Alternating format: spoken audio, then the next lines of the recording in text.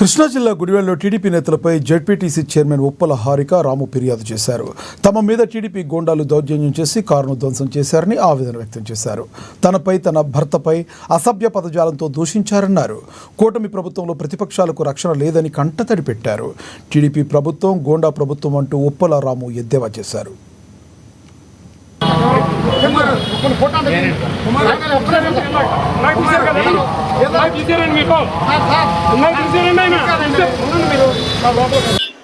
నంది కూడా కందుల నాగరాజు గారు అడ్డం వచ్చి ఆపారు. ఆయన లేకపోతే ఆవిడ మీద కూడా దెబ్బపడే గూండాలు కార్యకర్తలు ప్రతి ఒక్కరు కూడా ఉన్నారు ఈ కార్యక్రమంలో. కావాలని మా మీద హత్యాయత్నం చేస్తాం అనేది ప్రతి ఒక్కరు చూశారు, వీడియోలు కూడా తీశారు.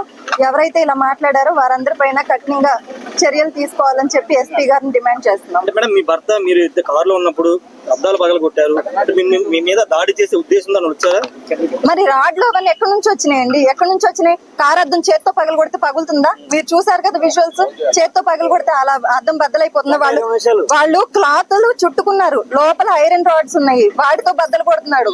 రెండో అద్దం కూడా, నా వైపు ఉన్న అద్దం కూడా బద్దలు కొడటానికి 3 సార్లు ప్రయత్నం చేశాడు. భయంతోనే మేము డోర్ కూడా తీయకుండా లోపలే ఉండిపోయాం గంటన్నర సేపు. తర్వాత మొత్తం పోలీసులు అందరూ సరౌండ్ చేసి మమ్మల్ని ఇక్కడికి తీసుకొచ్చారు. మేము కంప్లైంట్ ఇవ్వడం జరిగింది. వాళ్ళని మాత్రం సర్ది చెప్పే ప్రయత్నం చేయట్లేదు.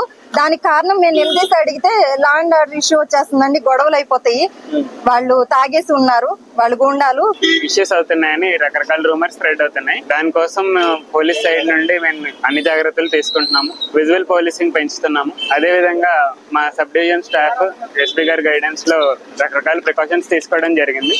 వీటన్నిటికీ ఐ హోప్ పీపుల్ కూడా అందరు కోఆపరేటివ్ గా ఉంటారు. లోకల్ అడ్మినిస్ట్రేషన్ కూడా చాలా సపోర్టివ్ గా ఉంది.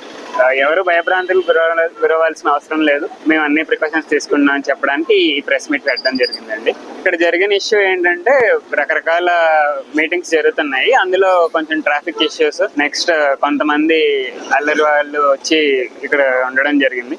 వాళ్ళతో మాట్లాడడం, బుజ్జగించడం లేదా చెప్పడం, కొంతమందితో క్రూయల్ గా బిహేవ్ చేయడం, హార్ష్ గా ఉండడం ఇవి చేసాము. వాళ్ళని రకరకాల మెథడ్స్ లో పర్సుయేషన్ గానీ లేకపోతే వాళ్ళతో స్ట్రిక్ట్ గా